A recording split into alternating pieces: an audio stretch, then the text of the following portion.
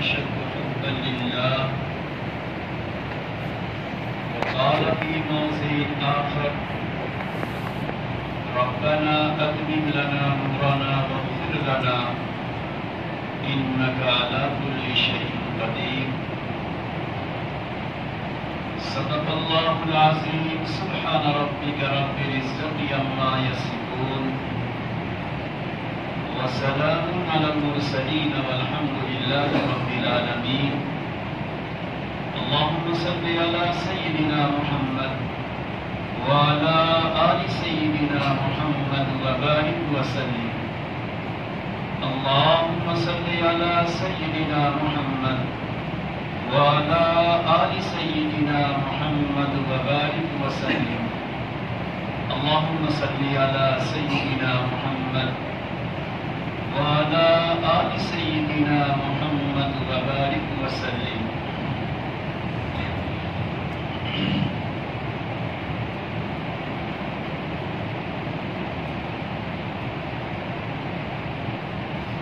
اللہ رب العزت جس کے 99 نام ہیں، جن کے صفاتی نام بہت زیادہ ہیں، ان تمام صفاتی نام میں اللہ کی وہ صفت نہایت اہم ہے، اللہ کی ایک شان، اللہ کی ایک صفت، صفت جمال ہے، اور اللہ کی ایک صفت، صفت جلال ہے۔ اللہ کی ایک شان، شان رحیمی اور کریمی ہے، اور اللہ کی ایک شان، شان بے نیازی ہے۔ اللہ کی ایک شان، شان رحمت ہے، اور اللہ کی ایک شان، شان غضب ہے۔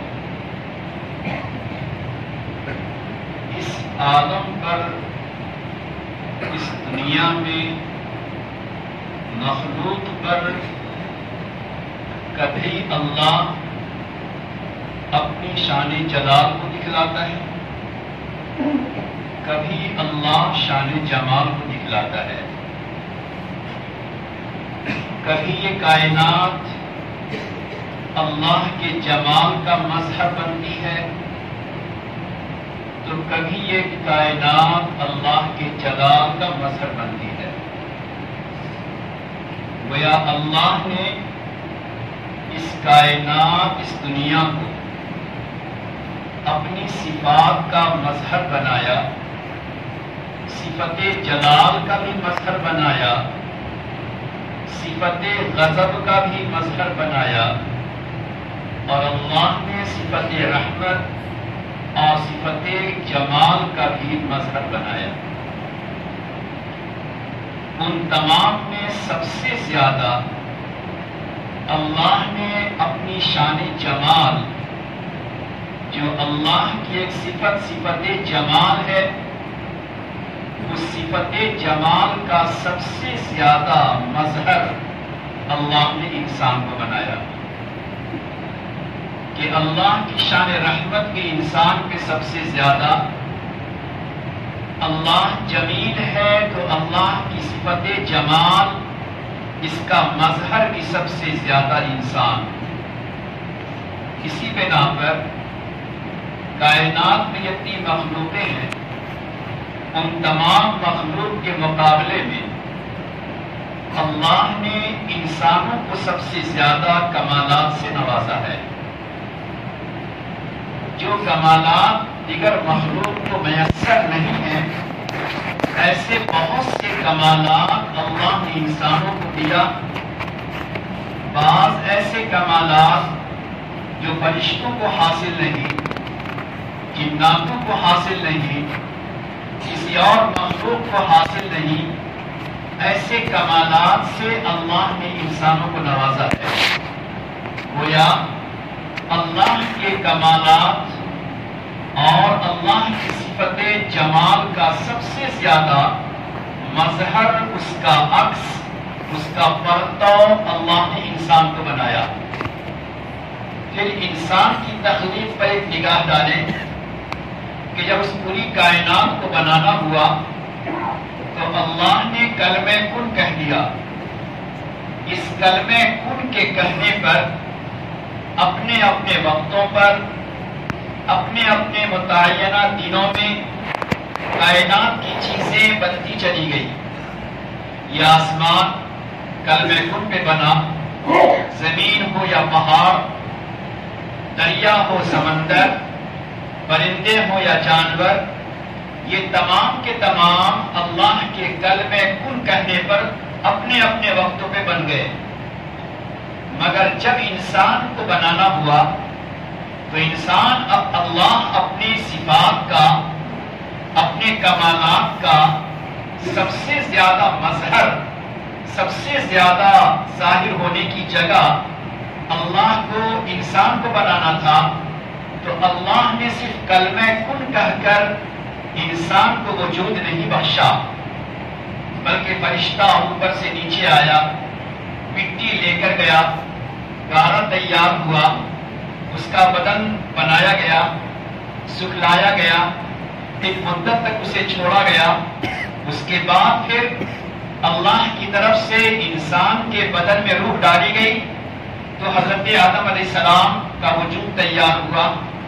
تو وہ انسان کی پیدائش، انسان کی تخلیق، انسان کی بناوٹ کا انداز دیگر تمام مخلوق کے مقابلے میں اللہ نے الگ رکھا۔